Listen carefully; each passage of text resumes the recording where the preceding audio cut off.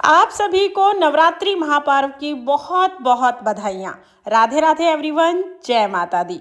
Friends, आज की video में हम जानेंगे कि सबसे सरल तरीके से हम माता रानी का पूजन नवरात्रि में कैसे कर सकते हैं।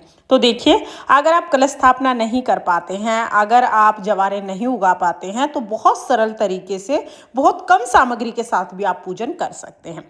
उसके लिए हम क्या करेंगे, नवरात्रि के पहले दिन नहा धो के एक चौकी लगाएंगे। चौकी पर हम लाल रंग का वस्त्र बिछा लेंगे। अब इस चौकी पर हम माता रानी को विराजमान करेंगे। तो माता रानी की फोटो या मूर्ति, जो भी स्वरूप आपके पास है, उन्हें विराजमान कर दीजिएगा। साथ में हमें गणेश जी को भी जरूर विराजमान करना है, क्योंकि गणेश जी का पूजन सबसे पहले किया जाता है। इसके बाद हमें एक लोटा जल लेना है। ये जल हम चौकी पर रखेंगे। इसके ऊपर हम एक प्लेट लेंगे, यानी हमें इसको प्लेट से ढक देना है। किसी भी ढक्कन से आप इसे ढक सकते हैं। ढक्कन में हमें चावल या गेहूं भरने हैं। कोई भी अनाज आप इस ढक्कन में भर सकते हैं। और ये प्लेट, चावल की जो ये प्लेट है, ये हम कलश के ऊपर रख देंगे। अब हमें इसके ऊपर सिक्का रखना है। कोई भी सिक्का आप इसके ऊपर रख दीजिएगा। ये सूक्ष्म रूप से कलश की स्थापना हो जाएगी। और इतने कलश की स्थापना तो आप जरूर करें, क्योंकि कलश में सभी देवी देवताओं का वास होता है। तो यहाँ पर हमने कलश की स्थापना कर ली है। पूरे 9 दिन तक ये कलश चौकी पर ही रखा रहेगा। अब हम पूजा शुरू करते हैं, क्योंकि पहले दिन हमें सिर्फ इतनी ही स्थापना करनी है। अब पूजा शुरू करेंगे तो सबसे पहले हम जल के छींटे लगाकर भाव रूप में सभी को स्नान करा देंगे, यानी शुद्धिकरण करेंगे। फिर हमें देसी घी का दीपक जलाना है। आप देसी घी का या तिल के तेल का दीपक जला सकते हैं। उसके बाद हम हाथ जोड़कर माता रानी के सामने संकल्प करेंगे, हे माता रानी, आज से मैं आपकी पूजा कर रही हूँ या कर रहा हूँ। आप मेरी गलतियों को क्षमा करें और मेरी मनोकामनाओं को पूर्ण करें और मेरी पूजा को स्वीकार करें। ऐसा संकल्प करने के बाद स्नान हमने पहले ही करा दिया था। फिर हम वस्त्र के रूप में कलावा समर्पित कर देंगे। तो गणेश जी को, माता रानी को, दोनों को हम कलावा समर्पित करेंगे। साथ में ही आप नवरात्रि में माता रानी को लाल रंग की चुनरी जरूर उठाइएगा। पहले दिन हम ये चुनरी उठाते हैं। रोज रोज नई चुनरी उठाने की जरूरत नहीं है। बस एक दिन, पहले दिन आप ये चुनरी उड़ा दीजिएगा माता रानी को। इसके बाद फिर हमें तिलक करना है। तो नवरात्रि में लाल रंग का बहुत महत्व होता है। रोली से हम तिलक करेंगे, पहले गणेश जी को, फिर माता रानी को, माता के शेर को, और फोटो में विराजमान सभी देवियों को हम यहाँ पर तिलक कर देंगे। साथ में हमें कलश को और दिए को भी तिलक करना है। तिलक के ऊपर हम चावल समर्पित करेंगे। उसके बाद अगर आपके पास फूल है तो आप फूल समर्पित कर दीजिएगा। फूल नहीं है तो कोई बात नहीं, बगैर फूल के पूजा कर सकते हैं।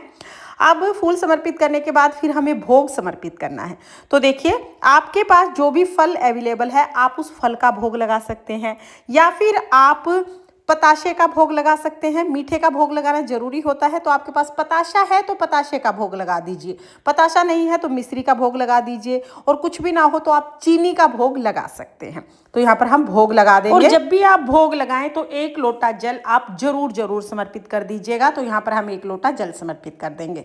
अब देखिए, नवरात्रि में सुबह के समय जब हम पूजन करते हैं तो अग्नि में भोग समर्पित करते हैं। ये भोग सीधा माता रानी को मिलता है, क्योंकि ज्वाला जो होती है, अग्नि जो है, माता का ही स्वरूप है। तो यहाँ पर हम अग्नि प्रज्वलित कर लेंगे। तो कपूर जलाकर, छोटा सा कोई मिट्टी का दिया आप ले लीजिएगा, उसमें आप कपूर जला लीजिए। कपूर जलाकर इसमें हम भोग समर्पित करेंगे। तो पहले हम लौंग का जोड़ा समर्पित करेंगे, 2 लौंग एक साथ, इस तरह से 2 लौंग के जोड़े समर्पित कर देंगे। और जो भी मीठे का भोग लगाया है ना, वो भोग भी इसी में थोड़ा सा समर्पित कर देंगे। उसके बाद हम थोड़ा सा जल छिड़क देंगे, यानी जल थोड़ा सा लेना है अपने हाथ में और चारों तरफ से वार देना है। अब हम धूप दीप दिखाएंगे और धूप दीप दिखाकर बहुत ही प्रेम पूर्वक हम आरती करेंगे। आप चाहें तो जो दिया आपने जलाया है आप उससे आरती कर सकते हैं, या फिर आप अलग से कपूर जलाकर भी आरती कर सकते हैं। पहले गणेश जी की, फिर माता रानी की आरती करेंगे। बहुत ही प्रेम पूर्वक आरती करने के बाद हाथ जोड़कर पूजा में रही कमियों के लिए क्षमा याचना करेंगे और अपनी मनोकामनाओं को पूर्ण करने के लिए माता से प्रार्थना करेंगे। इस तरह से हमें पूजा करनी है। पूजा करने के बाद जो जल है वो सूर्य देवता को अर्घ दे देंगे। और जो भी भोग प्रसाद आपने चढ़ाया है वो घर के सभी सदस्यों में आप बांट दीजिएगा। इस तरह से बहुत सरल तरीके से, बहुत कम सामग्री के साथ भी आप नवरात्रि में माता रानी का पूजन कर सकते हैं।